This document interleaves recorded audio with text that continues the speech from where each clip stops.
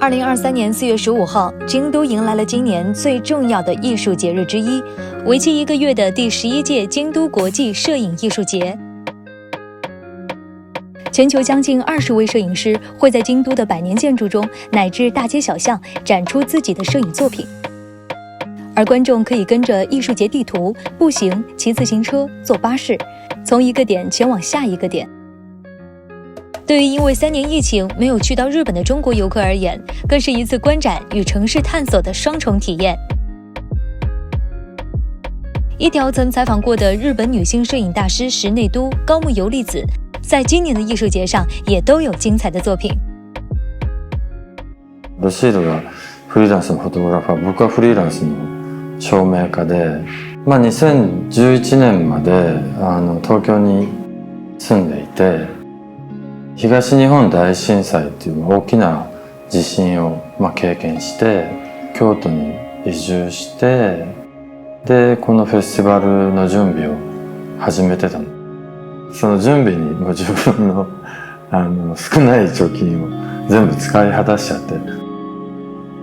震災、それから福島の原発事故の後に、日本のメディアがちゃんとその危険性について報道しなかったっていうことに結構衝撃を受けて、コントロールされないメディアの必要性を強く感じて、フェスティバルをメディアとして見立てる。僕たちのその展示の仕方がキューブじゃないところをあえて使ってたので、写真の展示っていう普通の概念にとらわれずに、その写真のメッセージが一番伝わるようなその展示の仕方を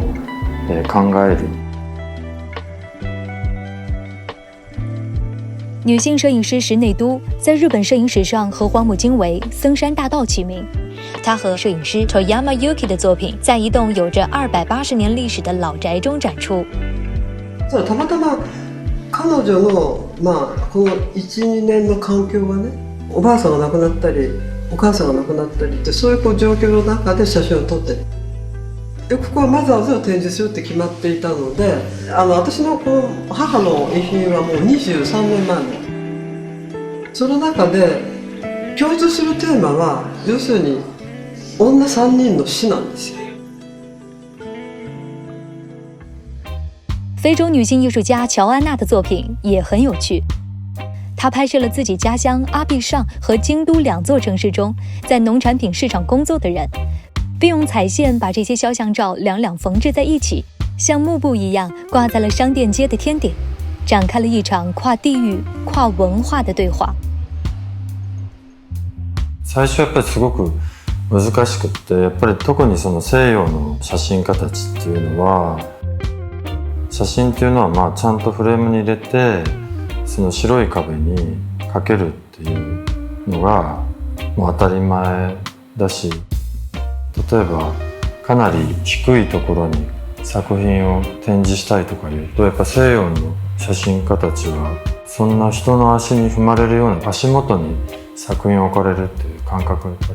分からなくて、本格的にやっと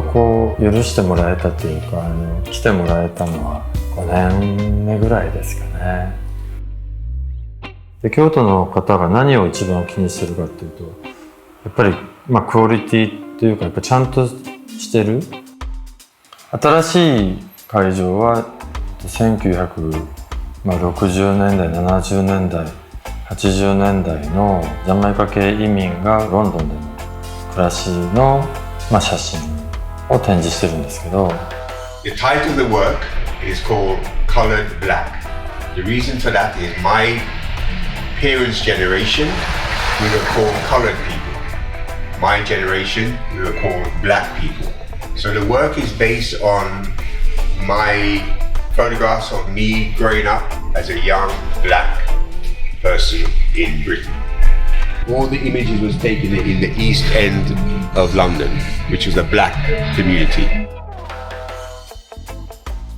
In Japan, within this project, I think we aimed to break any kind of border. I thought it was important to try to create a space where everybody could reconnect somehow and rebuild. It was my little stone to this country I love so much.